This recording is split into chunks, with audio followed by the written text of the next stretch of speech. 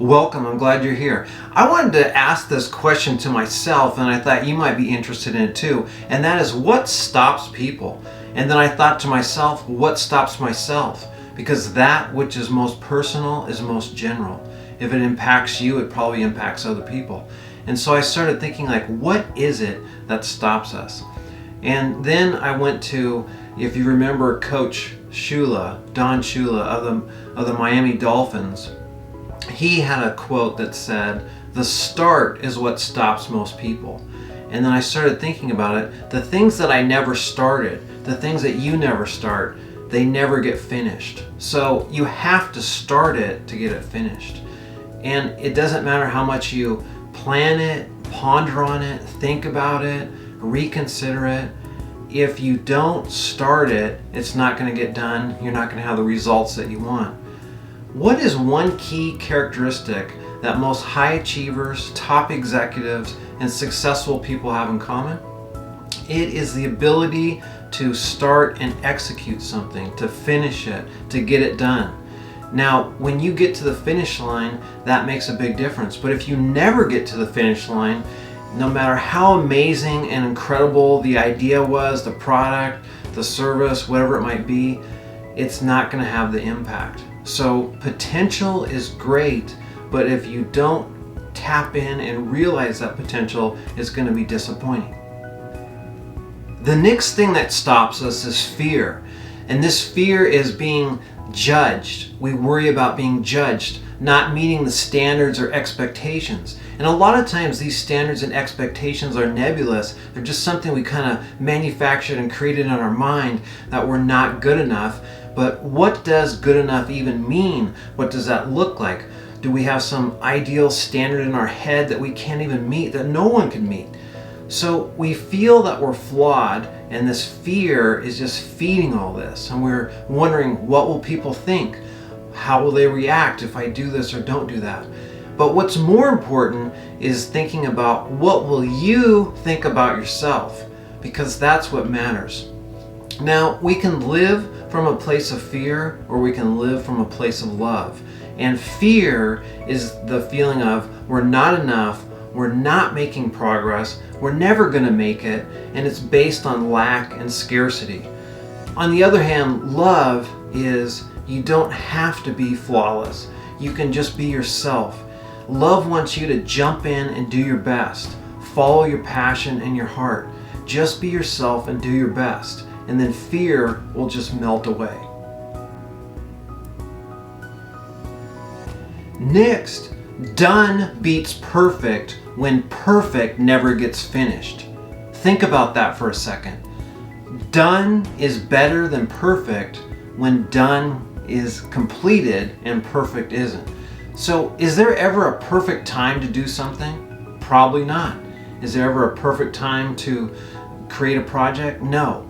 But if you complete something at 80% effective, or 100%, but you never get that 100% done, which one is better? Well, the one that you get 80% effective, completed, that is the one that someone could use, it could be helpful. The other one that is going to be 100% perfect, but it never gets finished, it is heavy on theory, but it's not very practical or useful.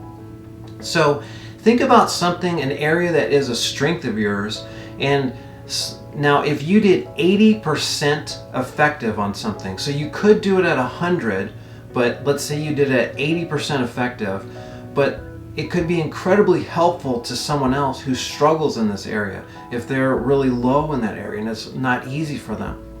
So how long would you make them wait for you because you want it to be 100% perfect? Now, the next thing is that perfect is subjective, and what's perfect today could be flawed tomorrow. Take my iPhone 3 for example. At one day, the iPhone 3 at one time, that was the envy of the world. People waited in line to get the iPhone 3. Now I probably couldn't give it away, okay? So it was perfect, but is it perfect today? And if I would have tried to make the iPhone 3 tweak it a little bit better, or the engineers, because I didn't make the iPhone 3, but if they wanted to make it a little bit better, would we even care about that today? Probably not. So think about that, if you can get it 80% of your best and get it finished, that's better than 100%, but you don't get it done. Finally, the last thing here is not knowing exactly what to do. I hear people say this. I've even said it myself. I've even thought, I don't know what to do, and so I just stop. Or I think, oh, I've got to learn some more before I begin. I love to study, and don't get me wrong, I'm totally into studying because I'm a teacher and I love it, but you cannot just study all day. You have to do the doing part. So not knowing exactly what to do is the part of right here, and that's where people stop themselves. You have to have the right mix of knowing and doing, because there's only two variables whenever you want to accomplish something, such as a goal or a dream.